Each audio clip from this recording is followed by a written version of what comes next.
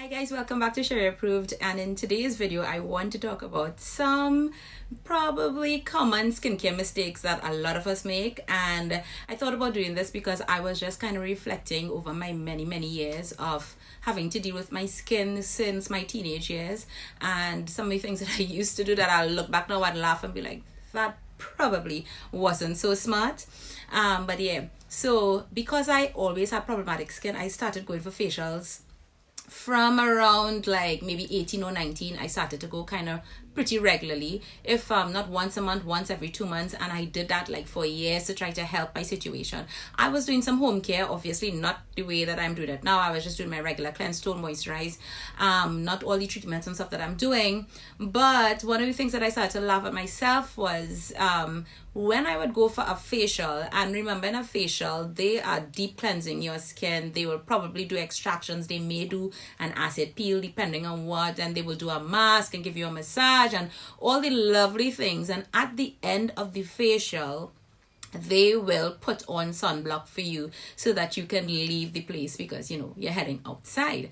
And your girl used to find the sunblock a little too oily, so I literally couldn't wait until I got to the car or wherever, and I would always have like a tissue or a napkin in my bag to blot out the sunblock.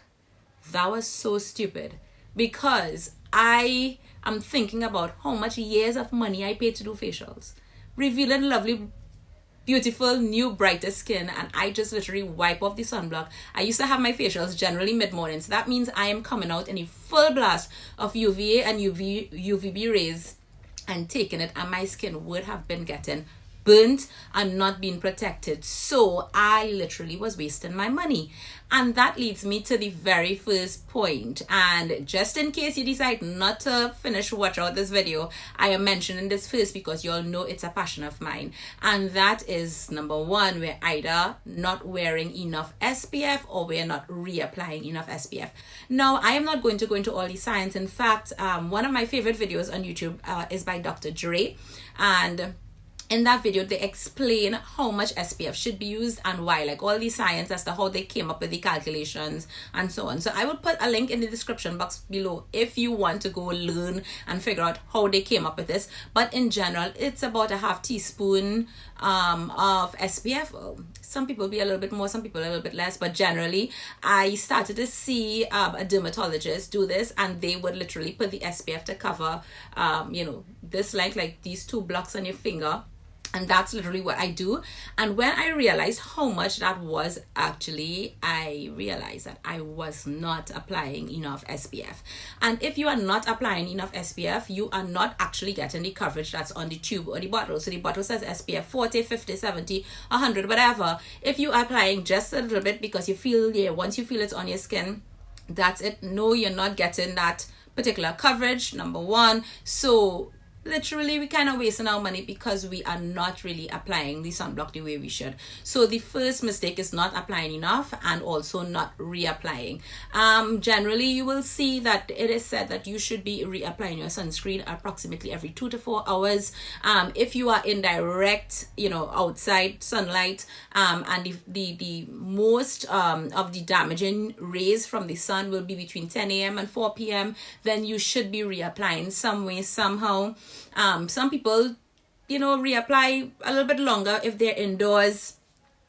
Whatever you must do, make sure you reapply. Why is that so important? It's because sunscreen or sunblock degrades over time. So from the time you put on your skin and it's working, the effectiveness of the protection that you're getting is actually reducing as time goes by, because it is of course interacting with the elements. So therefore there comes a point in time when you're not getting the protection that you thought you were getting from the beginning. Now for a lot of you be like, oh my god, I know I'm supposed to be reapplying sunscreen, but I don't know how, because if you're like me, you're probably wearing makeup. So one of the good things that is the makeup actually provides a little bit of a barrier for us.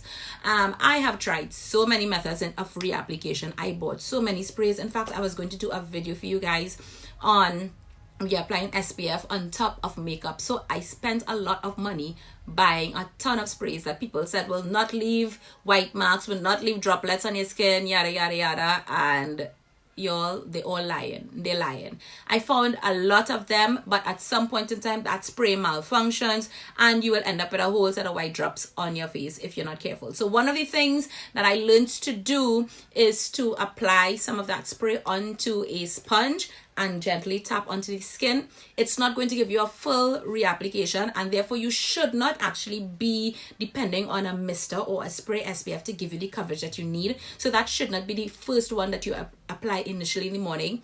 A cream is usually the best, but that is one of the ways that you can reapply on top of makeup. That's one. You could gently press it into the skin with a sponge, but my preferred way is with an SPF powder, and that's what I've been using. So it actually doubles for me, one as a blotter, oil control, but it also helps in terms of getting my SPF reapply during the day. If you are not wearing makeup and you're just at home, a spray or a mister is fine. You could even go back in with your cream on top of that, or you could just use a mister. Sometimes if I'm at home, I actually spray it in my hands, press together and pat into the skin.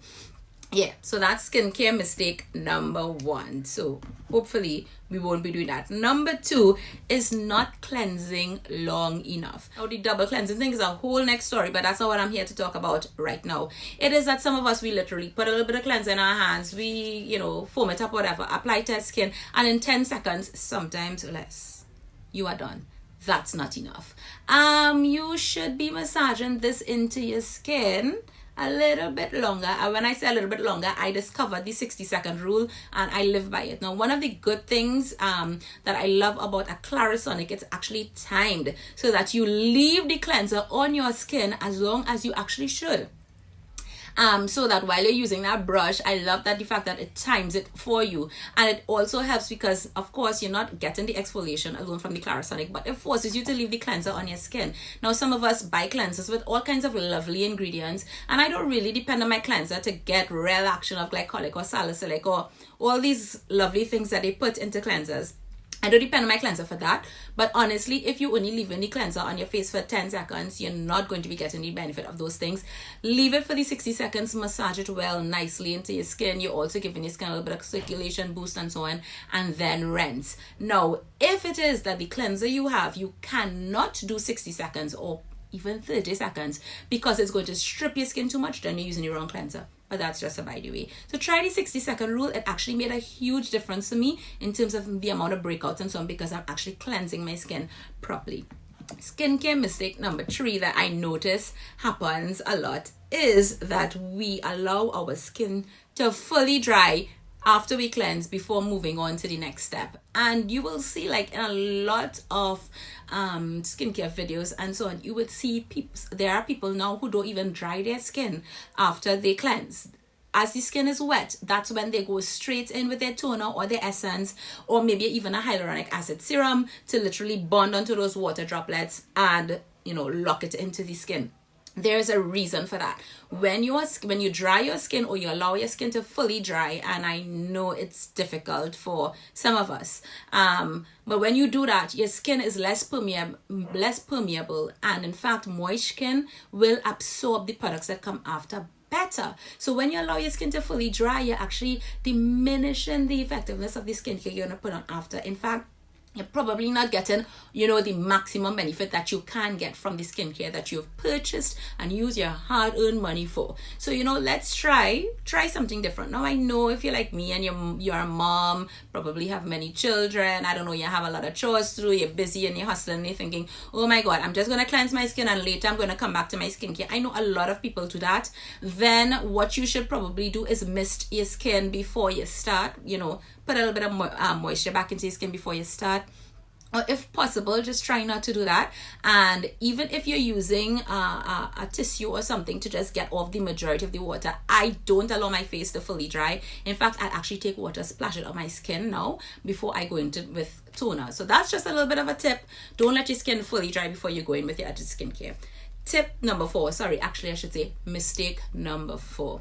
No, the sheet mask craze is real. A lot of us love it because we could put it on and we could go do other things and our skin is getting some love, and at the end we're going to be fully hydrated and yada yada yada. We love it. But what has been happening is that there are people who are starting to sleep with their sheet mask overnight. No, sis, no, you don't want to do that. And there are people now who leave on the sheet mask like an hour or two. Please don't do that, because what is happening is you are actually, putting your skin in a worse position than actually be how it was before you started the sheet mask. So most sheet masks will tell you to leave it on your skin from between 10, 15, 20, 25 minutes. It will be on the instructions. Read the instructions. It's really important. They've done that to allow your skin enough time to maximize the absorption of the ingredients of that particular sheet mask. And that's really important, because what happens is that when you allow the sheet mask to fully dry in your skin, because some of us say, when I leave it to dry, I take in every single thing out of the sheet mask. What happens is that the mask, the material actually now starts to take moisture from your skin, because all the moisture is gone, and something called reverse osmosis happens. So instead of your skin retaining moisture, you actually start to lose it. And you really don't want that to happen. So, try to use the sheet mask for the length of time that they actually say, between 10 to 25 minutes, depending on the sheet mask that you have. So don't leave it on your skin so long that you actually don't get the effects and you leave your skin in a worse position. And mistake number 5 is actually using too much of a product or using too little. In other words, we're not using enough. So I know a lot of times that products, though, they may not say use, X amount, but if you actually look at a lot of products, they will say use 1 pump, use 1 to 2 pumps, use 3 to 5 drops, whatever. They are telling you that for a reason. And why I'm mentioning this as a common skincare mistake is that a lot of us are getting so tied up into the lovely Instagram videos and so on that are really done for aesthetic purposes, where they take serums and they put it against their face and they cause it to drop all over, or oils like putting 10 million drops on your skin. You don't need so much. You don't need so much. So after you work so hard for your money, you don't want to be wasting product, number 1. And if you actually try that, you're going to realize, wait a minute, I'm going to be ending up with either clogged pores, or my skin does not absorb the product, or something is going wrong with my skincare, because you're probably using too much. And then there are some times that we're using too little. So, like I mentioned with the SPF, a lot of us are not using enough SPF to get the proper coverage. But then as well, sometimes you have a skincare product, for example, like a cleansing oil or a cleansing balm, and you may have an issue because you say, oh, it's not breaking down my mascara good enough, or my eyeshadow, or my lipstick, or I'm getting remnants remain. Sometimes it's because we're not using enough. And sometimes, for example, you have a cleansing oil, you take 1 pump, but when you watch the bottle, it says use 2 to 3 pumps. Cleansing balms, the same thing. You're not using enough so that there is enough emollients on the skin to break down the product. So yeah, that's a mistake that a lot of us make. A lot of times out of ignorance, we really don't know how much we should be using. And if your product does not say, do a little bit of research to figure out how much you should, and figure out whether you're using too much or too little of a product. Did you guys enjoy this video? Comment down below what was probably a mistake that you used to make a long time or before, and you realized that you did the wrong thing. You had a good laugh at yourself and you've corrected it. Leave a comment down below, and I look forward to engage with you guys. Take care. Bye.